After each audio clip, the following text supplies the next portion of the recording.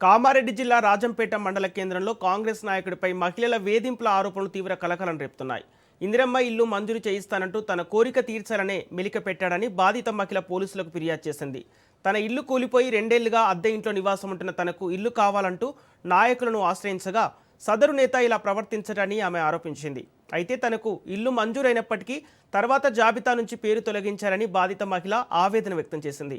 ఈ ఘటనపై కాంగ్రెస్ అధిష్టానం స్పందించి రాజంపేట పట్టణ అధ్యక్షుని సస్పెండ్ చేసినట్లు సమాచారం.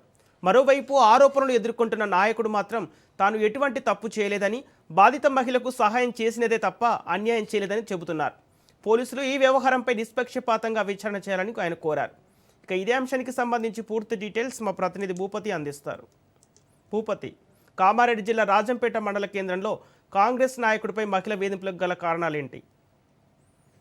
కామారెడ్డి జిల్లా రాజంపేట మండల కేంద్రంలో ఇందిరమ్మ ఇల్లు కోసం ఓ మహిళ దరఖాస్తు చేసుకుంది. అయితే ఆ మహిళకు సంబంధించిన దరఖాస్తు గతంలో పరిశీలనలోకి వచ్చింది. ఆ తర్వాత పేరును తొలగించినట్లు తెలుస్తుంది. అయితే గ్రామానికి చెందిన పట్టణ అధ్యక్షుడు, కాంగ్రెస్ పార్టీకి సంబంధించిన నేత తనను లైంగికంగా వేధింపులకు పాల్పడ్డాడు.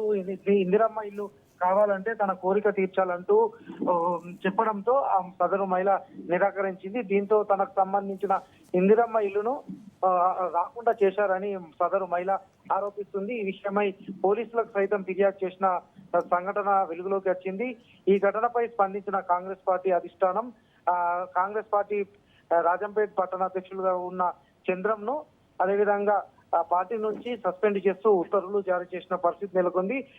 రాజంపేటలో ఈ ఘటన ప్రస్తుతం తీవ్ర చర్చనీయాంశంగా మారింది. తాను ఎలాంటి చర్యలకు పాల్పడలేదు, తాను ఇందిరమ్మ ఇల్లు అడ్డుకోలేదని కూడా అతను చెప్తున్నప్పటికీ తన కోరిక తీర్చాలని చెప్పడంతో ఈ ఘటన వెలుగులోకి వచ్చింది. కొంతకాలంగా వివాదం కొనసాగుతుందని కూడా తెలుస్తుంది. అయితే కాంగ్రెస్ పార్టీ అధిష్టానం మాత్రం సదరు నేతను సస్పెండ్ చేస్తూ ఉత్తర్వులు జారీ చేసింది.